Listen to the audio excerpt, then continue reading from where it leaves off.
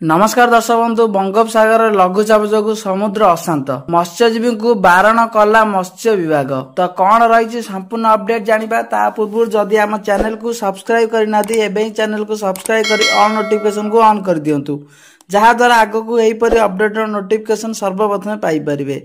बालेश्वर जिला उदयपुर तालसारी रणसिंहपुर कीर्तनिया रे मत्स्यजीवी को समुद्र मना। प्रबल वर्षा और पवन पर समुद्र को जीवाकू मत्स्यजीवी को बारण कला मत्स्य विभाग।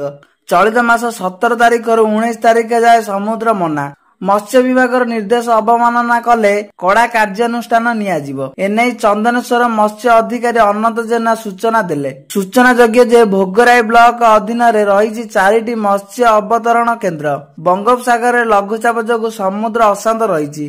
प्रबल पवन सांगक प्रबल वर्षा संभावना नहीं उदयपुर तालसारी रणसिंहपुर कीर्तनिया आदि स्थान में मत्स्यजीवी मानक डाकबाजी यंत्र द्वारा चंदनेश्वर मत्स्य विभाग पक्षरु सचेतनता आरंभ होईची। प्रबल पवन रे डंगा को डंगा पिटी हबार संभावना थिबा बेले माछधरा जाल और समस्त सामग्री डंगा आदि को सुरक्षित स्थान को नेबा पाई मध्य कुआ जाईची। आउ एहाको केही मत्स्यजीवी अवमानना करी जदि समुद्र को जाती तेबे तांको उपरे मत्स्य विभाग पक्षरु दृढ़ कार्यानुष्ठान ग्रहण करा जियो बोली कुआ जाईची।